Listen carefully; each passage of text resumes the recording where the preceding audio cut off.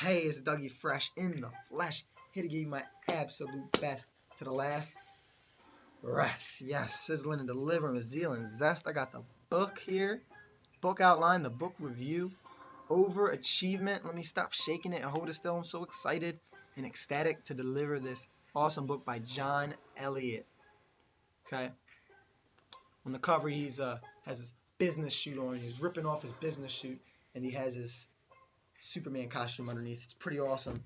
This guy's a relative of T.S. Eliot. He coached his clients like the San Antonio Spurs, the Chicago White Sox, Dallas Cowboys. So he's an elite, high peak performance level, this guy, and he's trying to evoke that out of us.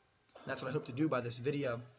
And this isn't for everybody, this book and this video, because it's for those who want to follow their dream, who's already following their dream, and who want to excel in life and strive for excellence. Okay? And I want to get across 3 points from this book. One is daring to dream, okay? Daring to dream. The second is butterflies are a good thing. And lastly, the trusting mindset. How to access that trusting mindset, which I had to do to remember what that third point was. So there you go. That shows the power of it. There you go. Let's talk about what this book's about, though. I found the key essence of this book was great performers are by definition abnormal. Okay, this is the definition of great performers. John Elliott says, and what it is. Okay, to be extraordinary, you can't be ordinary. You got to put the extra in it. Right? To be outstanding, you got to stand out. But most wouldn't understand it, even if they stood under it. All right, now here's what I want to get to in this video. I'm going to go deep with y'all. Let's go deep, guys. I want to get you thinking, more so to get you feeling, to get you moving from that heart space. And that's by talking about my favorite chapter in the book. Chapter 4 talks about embracing the last taboo, being as unrealistic as you can be. I got questions for y'all, a couple questions. I want you to write them down, go back to them in the future, really marinate and meditate on these. And that is, what do you really want to do? What do you really want to do? Okay? If you could do anything, what would it be? And lastly, if you were guaranteed to succeed, what would you do? I'm talking about if you know, no way, 100% you could not fail. What would you want to do? Anything on this earth, what would you do? Not even on this earth, because Richard Branson, think of him, he came off the earth, people went to the moon. So possibilities are limitless. Write those questions out. Go back to those, because it's your dream. That's going to evoke your true dream in you, because a dream is a feeling, but it's also a feeling that reoccurs. It's always coming back to you.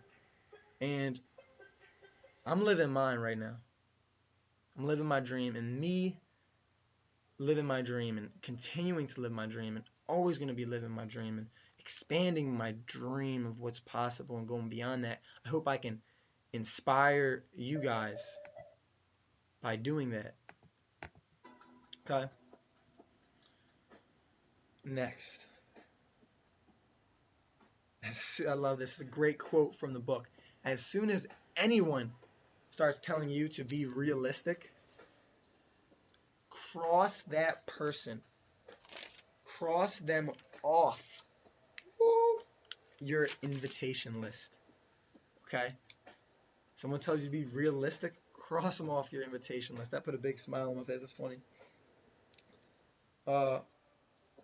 John Elliott, the author of this book, and thousands of others who have had massive success and earned it. The people who our society admires, they'd probably tell us that, to take being called weird, to take being called a wild one, crazy, arrogant, nuts, or a maverick, take that as a compliment, because that's what they call them. In fact, people tell me sometimes, Dougie, are you drunk? Are you on coke? Are you on drugs. Sometimes they'll tell me that because I'm just so energetic and happy and positive and living with that enthusiasm, and that it's just like a shock to some people. And I don't feel like adapting to the environment at the time, and I just want to be me at the moment, and I'm being authentic. That's what they'll say to me, and I take that as a compliment. So what's someone, when you're chasing your dreams, what is someone gonna say to you? Take that as a compliment. Maybe it shows that you're on your path and on your purpose. It's a good thing. Okay. And that what supports this is a quote from the book. It says, history shows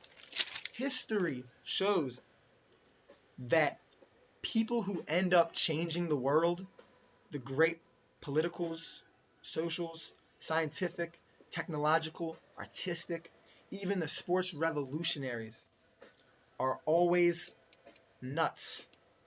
Okay, they're nuts. Until they're right. Then they're geniuses. Ha! That's amazing. It reminds me of what Nelson Mandela says. He says, it always seems impossible until it's done. Or that Nike, was it Nike? Not Nike commercial. That Apple commercial. Think Different Apple commercial. I'll post the link below of that. It's really good. Okay, the next point is, second point of this, butterflies are a good thing.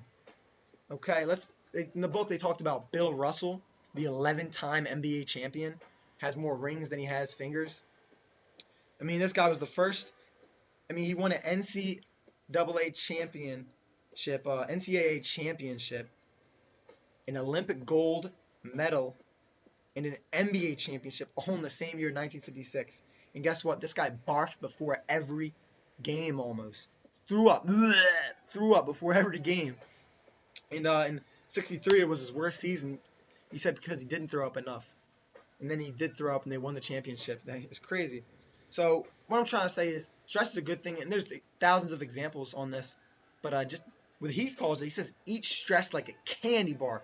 Eat stress like not a candy bar, a power bar. So how are you looking at it? How are you perceiving it? Have a good attitude towards the stress.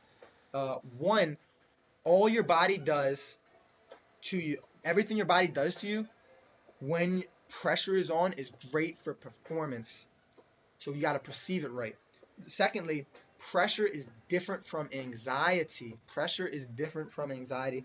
And nervousness is different from worry. Worry, I don't know. Worry helps maybe for a moment, but it's like a rocking chair because you're doing something but you're not getting anywhere. So kick the worry out. Nervousness is a good thing. Butterflies are good. Butterflies are awesome, man. Beautiful bugs. So in their stomach, great. That means you got beauty in you. Okay? Next, last point. Enter the trusting mindset. Okay? I love the example in this book. He said he talked about keys. I'm going to have this pen. So if I were to throw this pen to you and we were just chilling, right? And we're just having a catch. And I throw this pen to you and you catch it. All right? I throw this pen and you just catch it. Just easy thing to do, right? Just a trusting mindset. That's what that is. He calls that thinking like a squirrel, but you're going to have to read the book to know more about that. He talks about the parts of the brains we use. But then there's the not trusting mindset, which is, imagine if I'm competing against thousands of other people in the perfect precision throw right in the chest, right in the numbers. You have to the throw has to be perfect. And I'm on TV and the entire world's watching me. I'm going to think about my mechanics. I'm going to think about every aspect of my velocity and my aim.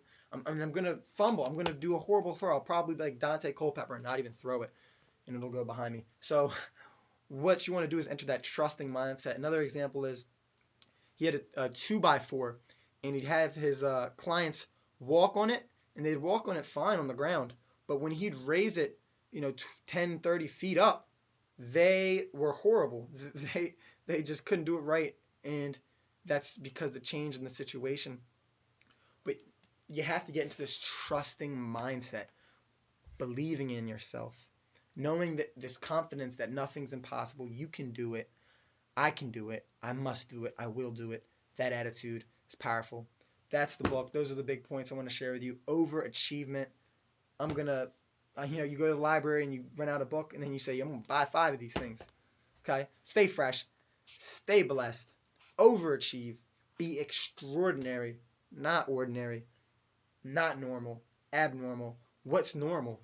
People who regret what they eat, don't eat right. People who friggin' don't like the job they work out, hate their job. They struggle to get to the gym and work out. They just don't have passion for life. You can tell by looking in their eyes. They just don't. They're just like coffee. It's normal people. You just want to get out of that. It's who wants to be normal? Really, I think uh, you're just trying to. You're not trying. You're trying normal. I can't even describe it. I'm allergic to average. That's what Eric Thomas says. But be you. Be you. You don't have to be extraordinary. Just be you, and I think that's extraordinary. So stay fresh, stay blessed. Peace.